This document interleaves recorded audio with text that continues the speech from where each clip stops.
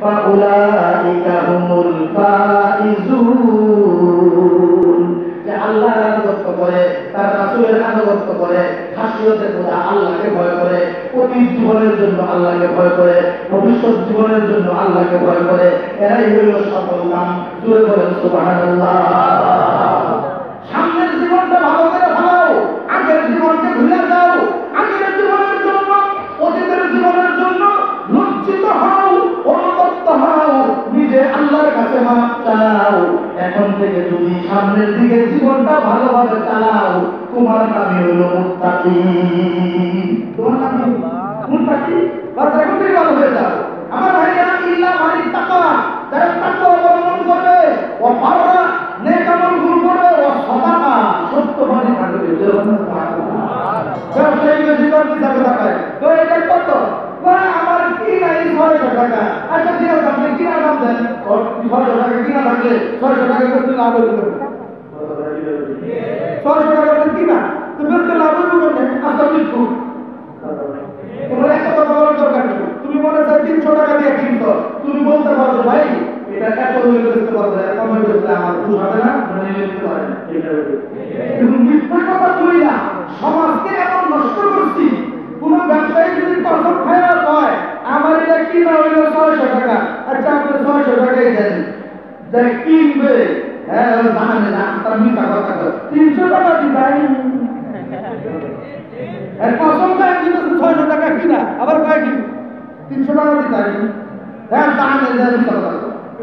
আর যদি সবাই তওবা কইরা বাজারে ঘোষণা দিয়ে দিত, বাজার কর্তৃপক্ষ যদি বলতো এই বাজারে ধর্ম বর্ণ নির্বিশেষে কোন মিথ্যা ব্যবসা চলবে না, ধরা পড়লে জামিন নাই, তাই ক্রেতারা সাদামাদানি করতো না, মাল কাটানো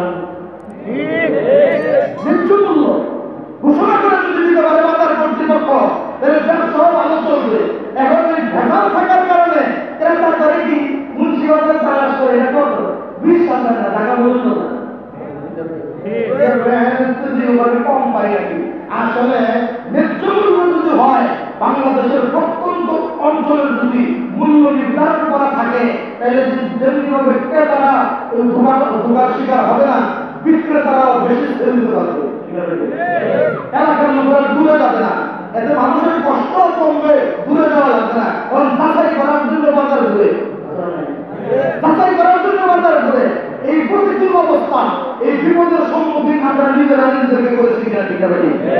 সুতরাং ন্যায্য মূল্য যদি বলে দেয় একা তৈরি রাখা যাবে, তাহলে ওই বিক্রেতাও বুঝতে দেয় একটা কমিটির করা, কারণ এটা ন্যায্য মূল্য বাজার কর্তৃপক্ষ ঘোষণা দিতে, যদি ভেজাল দেয় তার ব্যবসায়ী থাকবে। সুতরাং আমার ক্ষতি বাজার কর্তৃপক্ষকে আমি বলবো অন্তত মুন্সিবাজার নাম মুন্সি, মুন্সি হুজুরের না, মুন্সিবাজার যেহেতু না, জেলার নাম মৌলভীবাজার, অন্তত অন্য জেলায় ধোকাবাজি থাকলো, মৌলভীবাজারে থাকে ওষুধ মৌলভীদের বদলা হয়, ওই নাম দিচ্ছে মৌলভীবাজার, আবার ধোকাবাজির ব্যবসা করে, এটা সারা দুনিয়াতে বদনাম হবে। ঠিক আছে? অন্তত একটা উদাহরণ মেসাল কায়েম করতে হবে, 2 নম্বরই ব্যবসা করবো না। দেখবেন বাজারে তরকারি নিয়ে আসছে ওই গ্রামের থেকে, এই বেলা লেখাপড়া জানে না, ওর দোকানবাজিরা ঠিকই জানে, নিচে নিচে পচা পোষা বেকা দুকা কুকুরের কি বাচ্চা রাখছে আগেই কুকুরের দিয়ে এক মেঘ কত দেখেন আমার কি বড় ভাবা চলে যান কুকুর বড় বড় নিচে কি আছে তো ভাবা দিলেন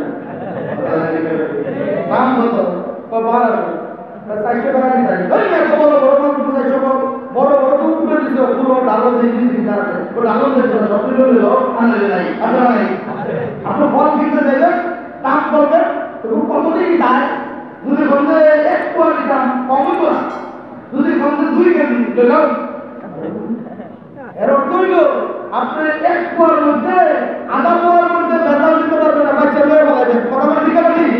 যার জন্য 2 কেজি লইতাম আপনি দিবেন 4টা ভালা আর দিব 6টা পোষা, আসলে নাই কোন দিকটা দিব আপনি দরকার দেবেন না, প্রথম দিক নয় আপনি যখন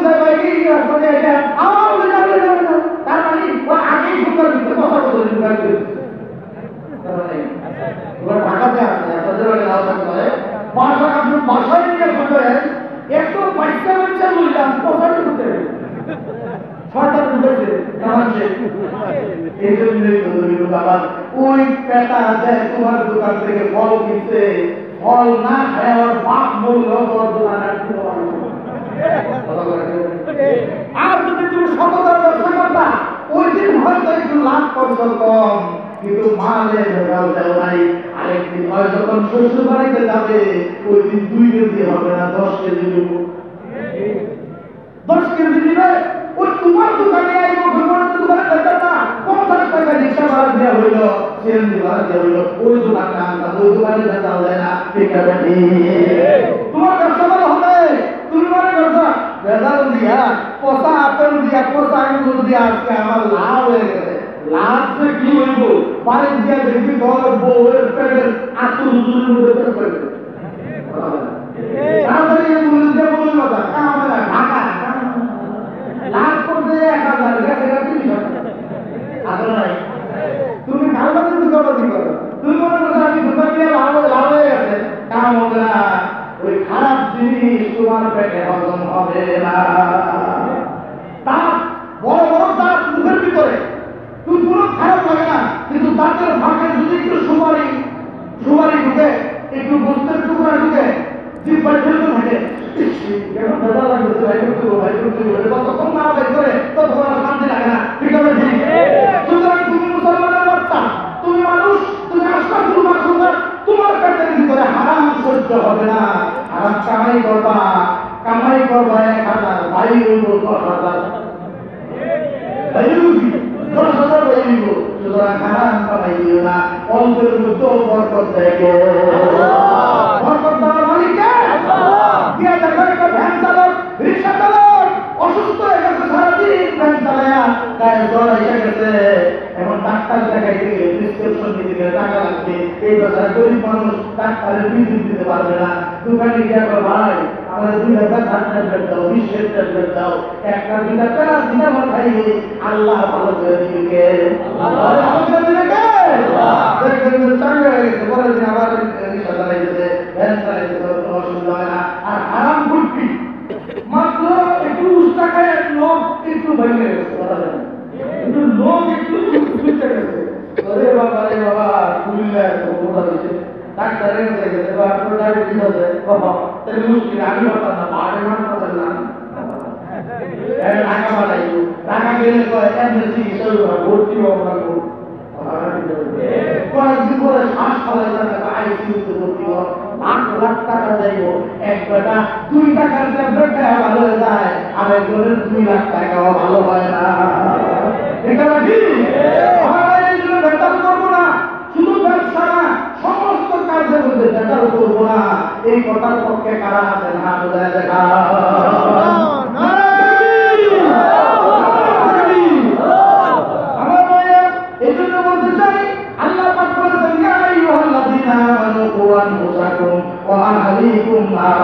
তোমরা নিজেরাও জাহান্নাম থেকে বাঁচো তোমার পরিবারকে বাঁচাও পরিবার মানে কি একবারে একলা বিয়ে করতে একটা মাইয়া বউ এবং এর পরিবার মাত্র 2 জন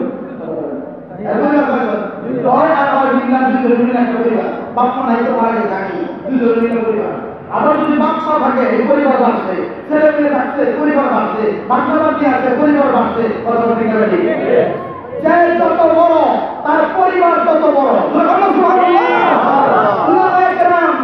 শুধু একটা পরিবার বাড়ির ওই আত্মীয় স্বজনের পরিবারের মালিক না পুরা নবী যেমন পুরা উম্মতের নবী উলামায়ে কেরাম পুরা উম্মতের জিম্মাদার ঠিক আছে আলা কুল্লুকুম রাইন ওয়া কুল্লুকুম মাসউলুন আন রাইয়াতিহি আল্লাহ রাসূল বলেছেন প্রত্যেকেই দায়িত্বশীল আর প্রত্যেকে তার দায়িত্ব সম্বন্ধে জিজ্ঞাসা করবে কে আল্লাহ আল্লাহর কাছে জবাব দিতে হবে তোমার এই হায়াত কোন কাজে খরচ করেছ এই হায়াতের মধ্যে বাড়ির কাজের কোনো হিসাব নাই অতিবৃত্ত হয়ে গেলে হিসাব নাই মাঝখানের যৌবনকাল কোন কাজে খরচ করেছে হিসাব দিতে হবে কার কাছে আল্লাহর কাছে এরকম মাল কোন পথে অর্জন করেছ কোন খাতে খরচ করেছ যা জেনেছ আমল করেছ কিনা জবাব দিতে হবে কার কাছে আল্লাহর কাছে জবাব দেওয়া লাগবে এই জন্য মালেরও সৎ ব্যবহারের কথা আল্লাহ বলে দিয়েছেন আল্লাহ তোমার দিতে দেখতে তুমিও সব খাইবা এটা নয় বরং ওটার মধ্যে অন্যদের হক আছে না নাই আছে নাই অনেক ক্ষেত্রের মধ্যে ধান হয় এই ধানের মধ্যে কত কিছু খোরা পশু পাখিরাও খায়, কথা বলেন না, ও পাখিরাও খায়। আবার ধানের দুষ পুরা গরু বসে খায়, কথা বলেন না। আবার দেখা যায় বাড়ির মুরগি খায়, কুকুর বিড়ালে খায়, এমনিভাবে গরুতে খায়। শুধু আমার ভাইয়া, আপনার যদি সম্পদশালী হন, পুরা সম্পদের মালিক আপনি থাকবেন না। এর মধ্যে আপনার পরিবারের হক আছে, প্রতিবেশীর হক আছে, গরিবদের হক আছে, বিপদগ্রস্তদের হক আছে, বঞ্চিতদের হক আছে। আল্লাহ বলেছেন, অফি আমওয়ালিকুম হাক্কুল লিসাইলি ওয়াল মাহরুম, তোমাদের মালের মধ্যে বঞ্চিতদের হক আছে। একলা একলা খাইও না, একলা একলা খাইও না, এখানে আপনাদের হক আছে। আমার ভাইয়া, হুজুররা শুধু জান্নাতের জন্য চায়, মাদ্রাসায় পড়ায় পড়ে আপনারা যদি মাদ্রাসায় নিজেদের ফল ফসলের অংশ, টাকা পয়সার অংশ যদি আল্লাহর দ্বীনের কাছে দিয়ে দেন, হুজুররাও জান্নাতে যাবে, আপনারাও জান্নাতে যাবে, আপনারাও জান্নাতে যাবেন। আমার ভাইয়া, সাহাবায়ে কেরাম জাহান্নামী না জান্নাতি? কথা বলেন না। তো সাহাবারা কি সবাই আলেম ছিলেন? সাহাবায়ে কেরাম আমরা নাম শুনলেই মনে করি সাহাবীরা বড় বড় শাইখুল হাদিস মুহাদ্দিস ছিলেন অনেকে, কিন্তু বেশিরভাগ সাহাবী ছিলেন অশিক্ষিত। গরিব মানুষ কিসের কাজ করে সাহাবী, কথা বলেন না।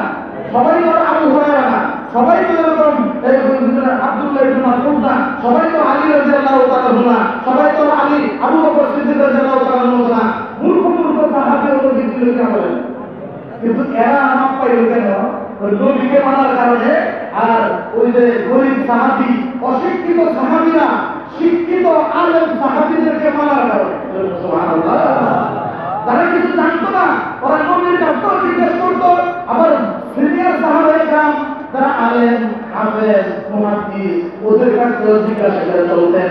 সুতরাং ফাসআলু আহলায যিকরি ইন কুনতুম লা তা'লামুন, তোমরা যা জানো না, যারা জানে ওদের কাছ থেকে জিজ্ঞাসা করো। এই কথা বলেছেন কে? আল্লাহ বলেছেন। সুতরাং আপনারাও জান্নাতে যেতে পারবেন, একটা উসিলা লাগবে। উসিলাটা কি? উলামায়ে কেরাম কোরআন সুন্নাহ মতে যা বলবেন এটা আপনাদেরকে মানতে হবে। ঠিক আছে? আজকে আমার যা মনে হয়, যারা অশিক্ষিত বা কম শিক্ষিত, এদেরকে বললে সহজেই মাইনা নেয়। বেশিরভাগ উচ্চ শিক্ষিত লোকরাই মুরতাদ এবং নাস্তিক হয়ে যায় বেশি। মানুষ মনে করে যায় কিছু জানে না, দল ভিতরে নিয়ে যায় না, সে কিচ্ছু জানে না, তাকে ধর্ম বোঝানো সহজ, আল্লাহকে সে বিশ্বাস করে বেশি। আর শিক্ষিত একটা যদি বলেন একটা কথা, এটা যাচাই বাছাই করে ঠিক আছে কিনা, যাচাই করতে করতে মরিয়া কবরে লাগা, এগুলো যাচাই শেষ লাগা, ঠিক আছে ঠিক। সুতরাং এই মাদ্রাসায় যারা পড়ে, এলাকার জন্য এই মুন্সিবাজার মাদ্রাসাটা এলাকাবাসীর কাছে একটা আমানত। এলাকাবাসীর কাছে কি বলেন? আমানত। এটাকে রক্ষা করতে হবে, এটাকে সচল রাখতে হবে, এটাকে দৃঢ় পাহারা দিতে হবে। কিভাবে এই মাদ্রাসাটা চলে, আমানতের খেয়ানত করা যাবে না। আল্লাহ কোরআনে বলেছেন, সফল মুমিন কারা? ওয়াল্লাযীনা হুম লিআমানাতিহিম ওয়া আহদিহিম রাউন, যারা আমানতের রক্ষা করে, ওয়াদার রক্ষা করে, এরা হলো সফল মুমিন। সুবহানাল্লাহ। এজন্য মাদ্রাসাটা আমানত। একটা মাদ্রাসার মধ্যে গিয়ে দেখেন, হেফাজতের মধ্যে আপনি আমি আপনি ধরে থাকি পুরো তো 3টা 4টা উইঘা এই হেফাজতের নামাজ ছাত্ররা কোরআন তেলাওয়াত করতেছে। আর এই কোরআন তেলাওয়াতের বরকতে এলাকার কবরের আযাব মাফ হইতেছে। আমরা ঘুমাইতেছি আর এরা তেলাওয়াত করতেছে, ফেরেশতারা পাহারা দিতেছে, আমাদের উপরে রহমত নাযিল হইতেছে। আর আমি ঘুমাইতেছি, এই ঘুম আল্লাহর নিয়ামত দিয়েছেন কে? যাদের ঘুম হয় না, ট্যাবলেট খেয়েও ঘুম হয় না, এরা বুঝে ঘুমের দাম কত। ঠিক আছে? সুতরাং এই মাদ্রাসাটা রহমত। আচ্ছা, আপনাদের কাছে মোবাইল আছে নি? আছে না? ওই বিদেশ থেকে, লন্ডন থেকে যত দামি মোবাইল পাঠান, এলাকায় যদি টাওয়ার না থাকে, নেটওয়ার্ক না থাকে, তাহলে দামি মোবাইলের টিপবো হাতার ধরে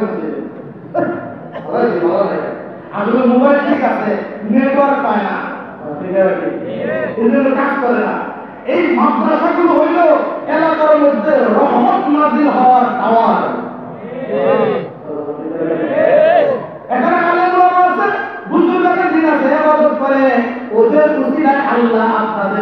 আমাদেরকে শান্তিতে রাখতেছে।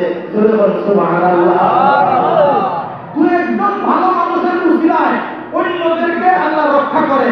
আল্লাহ পাকের নবী বলেছেন, একটা লোক যদি আল্লাহ আল্লাহ বলে, একটা লোক যদি খাঁটি ইমানদার থাকে, ওর উসিলায় আল্লাহ পুরো আসমান জমিন পাহাড় পর্বত টিকায় রাখবে, ধ্বংস করবে না, কিয়ামত হবে না। দু একজনের উসিলায় সবাইকে বাঁচায় রাখে কে? আল্লাহ। এই মাদ্রাসার প্রতি ভালো নজর রাখবেন, মাদ্রাসার সুযোগ সুবিধা নিজের সাধ্য অনুযায়ী দেখবেন, তারা রাজি আছে। আল্লাহ কবুল করবেন, আমিন। এর মধ্যে প্রথম হইল নিজের সন্তানদেরকে কোরআন শিক্ষা দিবেন, অন্তত প্রাথমিক শিক্ষাটা মাদ্রাসা শিক্ষায় দিবেন। এটা মুসলিম পরিবারের সকলের দায়িত্ব। এরপরে ডাক্তার বানান, ইঞ্জিনিয়ার বানান, ব্যবসায়ী বানান, কোনো অসুবিধা নাই। এই লোকটা যদি নামাজ পড়তে চায় ঠিক মতো নামাজ পড়বে, রোজা রাখতে চাইলে ঠিক মতো রোজা রাখবে। আর যদি প্রাথমিক অবস্থায় দিনদারি না শেখান,